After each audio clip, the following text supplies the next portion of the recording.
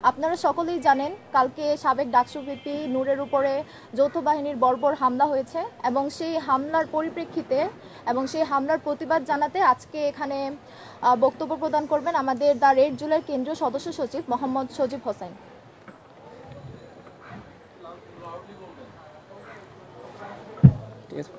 আসসালামু আলাইকুম। উপস্থিত সম্মানিত সাংবাদিকবৃন্দ, আজকে আপনারা এখানে উপস্থিত হয়েছেন এজন্য দ্য রেড জুলাই টিমের পক্ষ থেকে আপনাদেরকে আন্তরিকভাবে ধন্যবাদ জানাচ্ছি। আপনারা সবাই অবগত আছেন যে গতকাল রাত্রে ডাকসুর সাবেক ভিপি নূরের উপর যৌথ বাহিনীর হামলা হয়েছে। সেই হামলাটা একদম বর্বর হামলা হয়েছে। এক্ষেত্রে হচ্ছে আমাদের দ্য রেড জুলাই টিমের পক্ষ থেকে আমরা আজকে এর তীব্র নিন্দা জানাচ্ছি। আমরা এখানে স্পেসিফিকভাবে কিছু বিষয় তুলে ধরার জন্য আজকের এই সংবাদ সম্মেলন ডেকেছি। দেখেন, গতকালকে যে ভিপি নূরের উপর যে হামলাটা করা হয়েছে, আমরা যদি সেই ভিডিওটা একটু ভালোভাবে লক্ষ্য করি, যদি আমরা ভালোভাবে বিশ্লেষণ করি, তাহলে আমরা দেখতে পারবো যে এখানে আসলে ভিপি নূরকে হত্যা চেষ্টা করা হয়েছে। আপনারা যদি ভিডিওটা ঠিকমতো দেখেন তাহলে দেখবেন এটা একটি পূর্ব পরিকল্পিত একটি হত্যা চেষ্টা।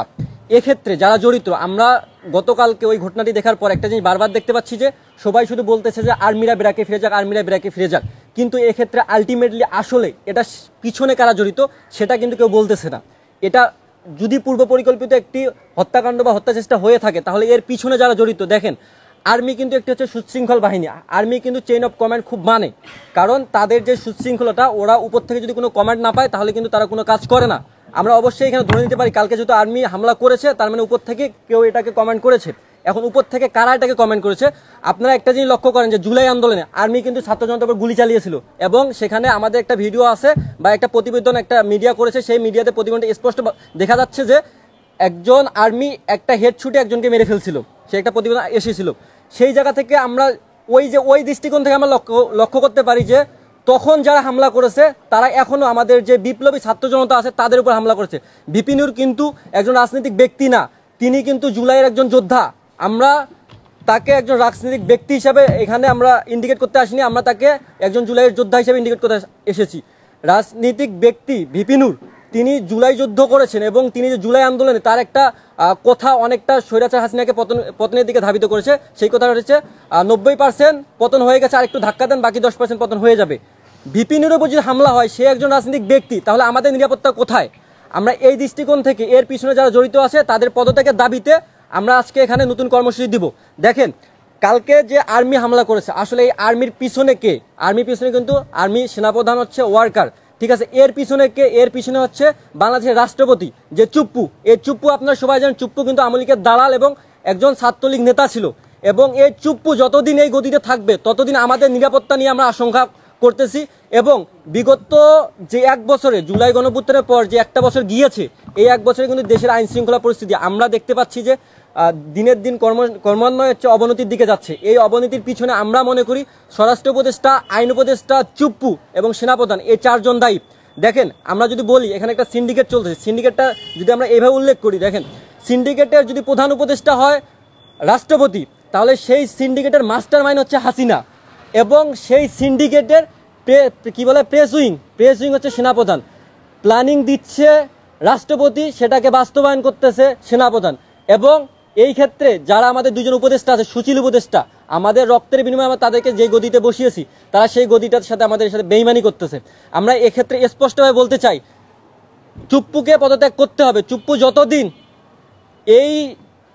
এই গদিতে বহাল থাকবে ততদিন স্বৈরাচারী হাসিনার যে স্বৈরাচারী ভাব সেইটা এই রাষ্ট্র থেকে যাবে না। এবং এই চুপ্পুকে পদত্যাগ করার জন্য আমরা 48 ঘন্টা আলটিমেটাম দিচ্ছি। 48 ঘন্টার মধ্যে যদি চুপ্পু পদত্যাগ না করে, আমাদের 64 জেলায় যতগুলো কমিটি আছে আমরা একটি কঠোর কর্মসূচি ডাক দিব। আমরা সেফ 48 ঘন্টা সময় দিব। 48 ঘন্টার মধ্যে যদি চুপ্পু পদত্যাগ না করে তাহলে আমরা একটি কর্মসূচি ঘোষণা দিব। এবং এই ক্ষেত্রে গতকালের ঘটনার পিছনে আসলে কাহিনীটা কি? গতকালের ঘটনাটি ঘটেছিল কেন? গতকালের ঘটনাটি ঘটেছিল জিএম কাদেরের জন্য, অর্থাৎ জাতীয় পার্টির জন্য। আমরা স্পষ্টভাবে বলতে চাই যে জাতীয় পার্টি হচ্ছে হাসিনার একটি পালিত কুত্তা এবং এই জিএম কাদের সেই আসল কুত্তা, যে হচ্ছে হাসিনার একমাত্র পালিত কুত্তা। হাসিনা তাকে যেভাবে চালিয়েছিল গত 16 বছর, সে সেভাবেই চলছে। আপনারা দেখেন, বিগত যে 3টা নির্বাচন বৈধতা দিয়েছে এই পালিত কুত্তা জিএম কাদের। এই জিএম কাদেরকে প্রোটেক্ট করতেছে সেনাবাহিনী। এই জিএম কাদের প্রোটেক্ট করলে তাহলে কালকে ভিপি নূরকে কেন প্রোটেক্ট করলো না? ভিপি নূর জুলাই গণঅভ্যুত্থানের পর একমাত্র বিরোধী দল ছিল যেখানে জামাতের কোনো লাইসেন্স ছিল না। সেই সময় একমাত্র লাইসেন্স ছিল বিএনপি এবং ভিপি নূরের।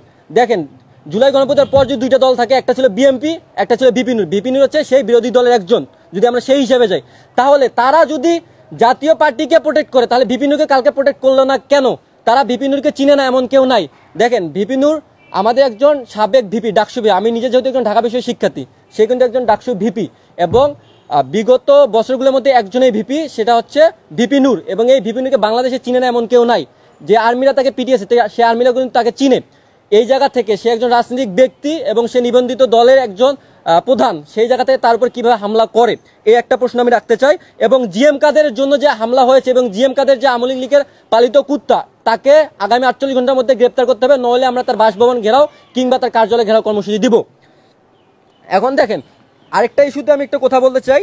আমাদের ডাকসু নির্বাচন চলছে ঢাকা বিশ্ববিদ্যালয়, আপনারা সবাই জানেন। গতকালকে যে ভিপি নূরের উপর হামলা হয়েছে, ডাকসুর কয়জন ভিসি গেছে দেখতে, এবং কয়জন ভিসি এর যারা ভিসি কয়জন ভিপি দেখতে গেছে, এবং কয়জন ভিপি তাদের মানে বিরুদ্ধে প্রতিবাদ জানিয়েছে, রাজপথে নেমেছে, একজনও কিন্তু নামে নেই। তাহলে তারা কিসের প্রতিনিধিত্ব করবে? আমাদের যে ভিপিরা সামনে আসবে, আমরা ধরে নিলাম একজন ভিপি হবে, সেই ভিপি আমাদেরকে কিভাবে নিরাপত্তা দিবে? আমরা যেহেতু জুলাই যোদ্ধা, সাবেক একজন ভিপি নিরাপত্তা আছেন, সে একজন দলের প্রধান, আমরা তো সাধারণ শিক্ষার্থী, আমরা তো যুদ্ধ করেছি, আমাদের নিরাপত্তা আমরা কোথায় পাবো? এই জায়গা থেকে আমরা বলতে চাই যে ফেসবুকে শুধু পোস্ট না করে, গতকাল যারা ভিপি প্রার্থী ছিল তারা সবাই ফেসবুকে পোস্ট করেছে, কিন্তু আপনারা দেখেন রাজপথে কেউ কিন্তু এটার বিরুদ্ধে নামে নাই। আরেকটা বিষয় যে এই আওয়ামী লীগ যে বারবার যে ফিরতে চাচ্ছে বা ফিরার যে পায়তারা করতেছে, দেখেন আমি প্রথমে একটা কথা বলছি যে গতকালের হামলার পর আমরা সবাই চাচ্ছি যে আর্মিরা বেরাকে ফিরে যাক, আর্মিরা বেরাকে ফিরে যাক। আর্মিরা যদি বেরাকে ফিরে যায়, তাহলে যে আওয়ামী লীগ এবং ছাত্রলীগের ফেরার যে রাস্তাটা, সেটা আরো সুগম হবে। কারণ আর্মি যতদিন মাঠে আছে, আমরা ধরে নিতে পারি যে আইন শৃঙ্খলা বাহিনী একটু হলো পরিস্থিতি স্বাভাবিক আছে। এই আর্মি ফিরে গেলে এই যে আওয়ামী লীগের যে অত্যাচার এবং যে এই যে মিছিল মিটিং, সব আবার অনায়াসে শুরু হবে। এবং এই জায়গা থেকে আমরা একটা জিনিস বলতে চাই যে এই আওয়ামী লীগকে বিতাড়িত করার জন্য আগে আমাদের প্রশাসন ঠিক করতে হবে। এই প্রশাসন ঠিক করার জন্য বাংলাদেশের 64 জেলায় যতগুলো থানা আছে, এই থানাগুলোতে বিগত আমলে আওয়ামী লীগ স্বৈরাচারের যত ওসি এবং যত পুলিশ আছে, সেগুলোকে অতি বিলম্বে তাদেরকে বহিষ্কার করতে হবে এবং তাদেরকে চাকরিচ্যুত করতে হবে। এই ক্ষেত্রে আমরা বলতে চাই, আমাদের টিমের পদক্ষেপ হচ্ছে যে আমরা 64 জেলায় যতগুলো আওয়ামী লীগের দোষর পুলিশ আছে, তাদের তথ্য কালেক্ট করে আমরা সেগুলো সবার সামনে উপস্থাপন করবো। প্রয়োজন পড়লে আমরা প্রতিটি জেলায়, আপনারা যদি মব বলেন, আমরা মব ক্রিয়েট করবো। মব ক্রিয়েট করে হলো এই আওয়ামী লীগ স্বৈরাচার পুলিশকে আমরা বহিষ্কার করাবো। এবং এই ক্ষেত্রে হচ্ছে বিপ্লবী পুলিশ, যেটা আপনারা বারবার বলে আসতেছেন, বারবার ছাত্র জনতা বলতেছে, বিপ্লবী পুলিশ গঠন করতে হবে।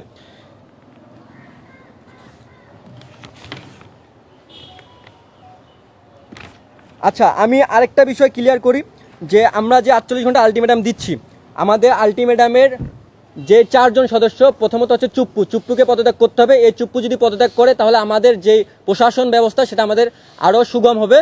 এবং আমাদের যে রেড জুলাই টিম, আমরা এই জায়গা থেকে স্পষ্টভাবে বলতেছি, আমরা বিপ্লবী ছাত্রজনদেরকে আহ্বান জানাবো যে আপনারা পিছপা হবেন না। আমাদের জুলাই কিন্তু এখনো শেষ হয়নি। এই যে আওয়ামী লীগ ফিরার বারবার পায়তারা করতেছে, এটাকে আমাদের রুখে দিতে হবে। আমরা আমাদের দাবি একটাই রাখবো যে চুপ্পুর পদত্যাগ করার জন্য যদি আমাদের 64 জেলায় ব্লক করা লাগে, আমরা ব্লক করবো। শাহবাগ ব্লক করতে হলে আমরা ব্লক করবো। যদি সচিবালয় কিংবা কি বলে বঙ্গভবন, যদি কি নাম, আচ্ছা, যদি বঙ্গভবন ঘেরাও করার লাগে, তাহলে আমরা সেটা বঙ্গভবন না যমুনা রাষ্ট্রপতি কি, আচ্ছা ঠিক আছে, আমাদের যদি বঙ্গভবন ঘেরাও করা লাগে, আমরা বঙ্গভবন ঘেরাও কর্মসূচি দিব। আর আজকে আমাদের প্রেস ব্রিফিং এর যেই আরেকটা দাবি ছিল, সেটা হচ্ছে যে জাতীয় পার্টি জিএম কাদেরকে গ্রেপ্তার করতে হবে অনিত বিলম্বে।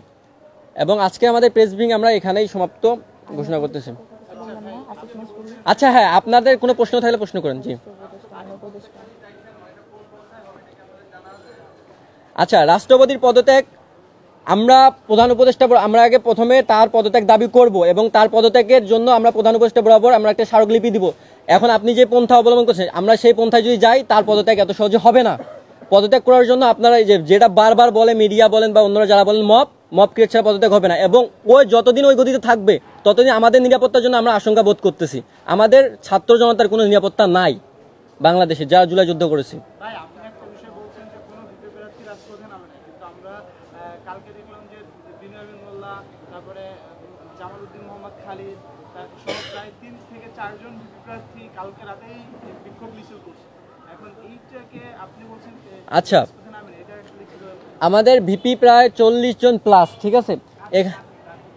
আমাদের ভিপি প্রার্থী, আচ্ছা ভিপি প্রার্থী আমাদের প্রায় 40 জন প্লাস। এখানে দেখেন 3-4 জন, কিন্তু আমাদের তারা যে জিতবে বা জিতে আসবে এমনটা না। আমাদের কিন্তু বর্তমান ভিপি প্রার্থী 40 জন প্লাস, কিন্তু আমরা তাদেরকে ধরে নিচ্ছি, তারা আমাদের প্রতিনিধিত্ব করবে। কে করবে স্পেসিফিক আমরা তো জানি না, তাই না? এখন 40 জনের মধ্যে 3 জন নামলো, সংখ্যাগরিষ্ঠতা নামলো না, এই জন্য আমরা ওভারঅল বলছি যে কয়জন নেমেছে।